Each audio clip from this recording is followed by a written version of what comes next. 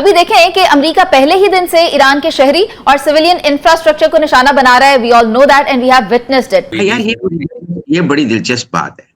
Iranians Kuwait और Bahrain को तो रोज मार रहे हैं, जॉर्डन को भी मार रहे हैं, लेकिन इजराइल पर उन्होंने एक भी मिसाइल नहीं मारा। बंदा कोई नुमाइशी मिसाइल ही मार देता है ना। ये कितनी हैरानी की जंग हो रही है। देखें, ईरान ये भी इल्जाम नहीं लगा रहा कि जो जहाज उड़कर उस पर बमबारी करने आते हैं वो इजराइल से आ रहे हैं। भले इजराइल लेबनान में जो मर्जी करता रहे और भले हिजबुल्लाह के साथ जो मर्जी। बेटा आपने कहा दिलचस्प खबर, ये दिल दहला देने वाली खबर है।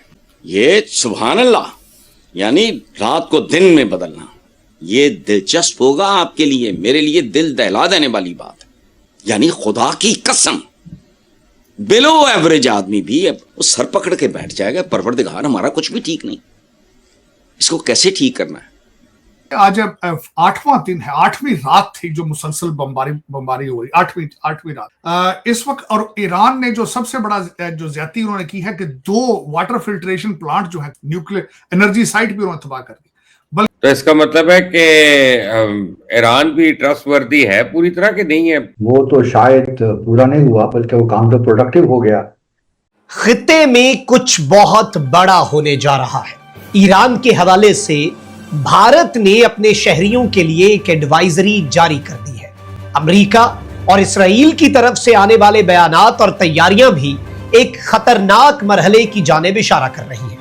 तो दोस्तों, यह वाकई में हैरान कर देने वाली खबर है और सोचने वाली बात यह है कि इस दफा जो दोबारा जंग शुरू हुई है एमओयू होने के बाद, और इनफैक्ट इस बार तो जो हमले किए जा रहे हैं दोनों ही तरफ से वो भी काफी खतरनाक है, जिसमें अमेरिका ने लिटरली ईरान के जो इंफ्रास्ट्रक्चर है उसको तबाह किया जा रहा है। तो वहीं पर ईरान जिस बुरी तरीके से गल्फ कंट्रीज को, खास तौर से ओमान, बहरीन, सऊदी अरब और कुवैत को जिस तरह से मारा है, लेकिन बताया ये जा रहा है कि ईरान ने इस बार एक भी मिसाइल या ड्रोन इजराइल की तरफ नहीं मारे, यानी इजराइल को मारे ही नहीं है। जबकि देखा जाए तो असल में जो ये लड़ाई शुरू हुई है वह ईरान और इजराइल का ही है, और यह बात दुनिया जानती है। और यही बात इस समय पाकिस्तानियों को हैरान परेशान कर रही है, और उसमें तो पाकिस्तानी इस बात से ज्यादा दुखी हैं कि ईरान जितने भी हमले कर रहा है वो सारे के सारे हमले गल्फ कंट्रीज यानी मुस्लिम देशों पे ही किया जा रहा है। और स्पेशली पाकिस्तान के बार बार कहने के बावजूद कि पाकिस्तान का सऊदी से डिफेंस पैक्ट है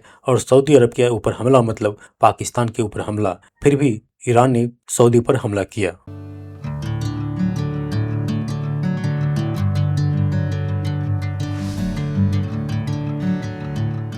हमला तो इजराइल पे भी नहीं हो रहा, तो इजराइल ने क्या मुकमका किया। यार ये बड़ी दिलचस्प बात है। ईरानियंस कुवैत और बहरीन को तो रोज मार रहे हैं, जॉर्डन को भी मार रहे हैं, लेकिन इजराइल पर उन्होंने एक भी मिसाइल नहीं मारा। बंदा कोई नुमाइशी मिसाइल ही मार देता है। हालांकि कल गजा में भी उन्होंने मारा है, कल साउथ लेबनान में भी उन्होंने बहुत कुछ किया है, लेकिन जब से ये लड़ाई शुरू हुई है उन्होंने इजराइल पर एक भी मिसाइल नहीं मारा ईरान ने, और इजराइल ने भी एक भी बमबारी नहीं की ईरान पर। तो लगता है कोई जिस तरह की यूएई की सेटलमेंट है वैसे ही कोई इजराइल की भी जनरल वहीदी नाल सेटलमेंट हो गई है कि आप हमें अमेरिका से लड़ने दें तो आप इसमें ना आए, तो इजराइल आराम से बाहर बैठे। और ईरान ने भी इजराइल को कोई निशाना नहीं बनाया। ना, ये कितनी हैरानी की जंग हो रही है। ऑब्जेक्टिव्स जंग के चेंज हो चुके हैं, एनिमी चेंज हो चुके हैं, गोल पोस्ट चेंज हो चुकी हैं, रूल्स भी चेंज हो चुके हैं। यस, बहुत हद तक आप देखें कि इजराइल जो है ये सेकंड फेज ऑफ लड़ाई में एक नॉन एक्टर के तौर पर है, एक स्पेक्टेटर के तौर पर है, ना अमेरिका उसके साथ है, उसका है।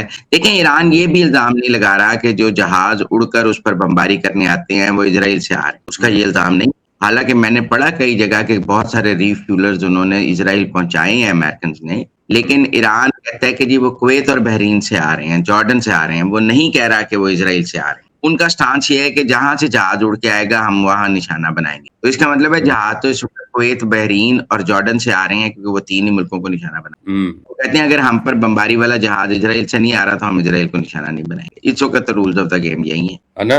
भले इजराइल लेबनान में जो मर्जी करता रहे और भले हिजबुल्लाह के साथ जो मर्जी। बड़े गजा में बच्चे मारता रहे, कल उन्होंने मारे हैं और एक 8-9 लोग उनको गजा में बमबारी की है, उससे कोई ताल्लुक ईरान ने उस पर रिटेलिएट नहीं की। उन्होंने कोई नुमाइशी मिसाइल भी नहीं चलाया कि इजराइल हमने चलाया है, तो रास्ते में रोक लिया गया। उन्होंने ऐसा कोई मिसाइल चलाई ही नहीं, उन्होंने वहां पे वो भी नहीं भेजा, कोई ड्रोन वगैरह भी नहीं भेजा। कुछ नहीं, बयान भी नहीं जारी किया। तो इसका मतलब है कि ईरान भी ट्रस्टवर्दी है पूरी तरह कि नहीं है ये मुस्लिम ममालिक की तरफ से, अगर आप सोचे तो? देखें, जंगी हिकमत अमली जो है ना, मुझे लगता है उनकी वॉर स्ट्रेटेजी में इस वक्त ये है कि शायद इजराइल को इस वक्त, अगर इजराइल बाहर बैठा है तो उसे बाहर ही रहने दें, हम उसको इस लड़ाई में इन्वॉल्व ना करें।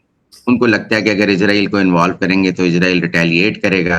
उन्हें पता है कुवैत, बहरीन, यूएई, सऊदी अरब में हिम्मत नहीं है रिटेलिएट करने की, इनको हम निशाना बनाते रहें। उनका मेरा ख्याल है बेसिक गोल है कि किसी तरह अमेरिका गल्फ से चला जाए और गल्फ स्टेट्स को ये यकीन आ जाए कि अमेरिका उनका प्रोटेक्टर नहीं है। उनको तहफ़्फ़ुज़ ईरान से मिलेगा, क्योंकि उनको इजराइल से खतरा नहीं है, अब खतरा ईरान से।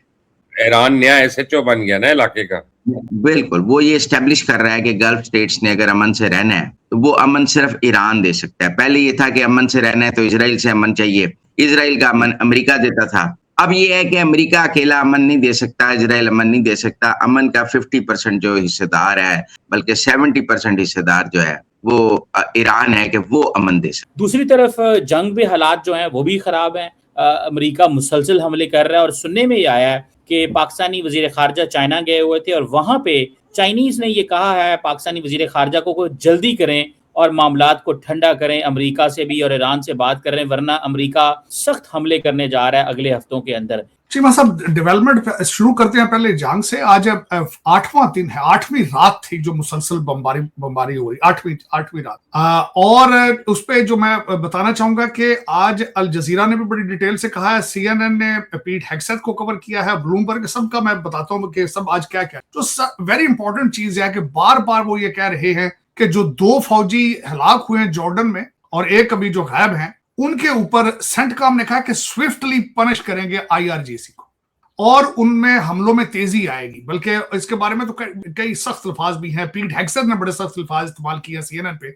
तीसरा, अल जजीरा ने बताया है कि एक जेर तामीर अंडर कंस्ट्रक्शन न्यूक्लियर प्लांट था, दार कुचेन उसका नाम है, तो वहां पे भी उन्होंने हमला किया है। तो चीमा साहब, तर हकीकत इस वक्त अगर सोचा जाए, जो पिछले हफ्ते की डेवलपमेंट है उसके मुताबिक इस वक्त सुप्रीम लीडर की तदफीन के बाद जो IRGC के हौसले बुलंद हैं और ओवर कॉन्फिडेंट है, और इस वक्त वो बिल्कुल अपनी सियासी क़यादत को इग्नोर करके क्रीज से बाहर निकल के खेल रहे हैं। और ये मजीद नुकसान, एक वर्ड है पासदराने, कि उन्होंने इंकलाब को बचाना है, उन्होंने एक बंदे को नहीं बचाना, आइडियोलॉजी को बचाना है। और इस वक्त तकरीबन 84 के करीब उनके लीडर जो है वो असैसिनेट हो चुके हैं। ये उनकी मजबूरी है to operate independently, to fight, ये उनकी ट्रेनिंग का हिस्सा है। और फिर उसके बाद पासदराने इनकलाब, ये देखें इस वक्त, और ईरान ने जो सबसे बड़ा जो ज्यादती उन्होंने की है कि 2 वाटर फिल्ट्रेशन प्लांट जो है न्यूक्लियर एनर्जी साइट भी उन्होंने तबाह कर दी। बल्कि उन्होंने थ्रेट कर रखा था कि हम UAE के 2 एयरपोर्ट्स जो है, दुबई और अबू धाबी, दोनों को हिट करेंगे, लेकिन उन्होंने नहीं किया।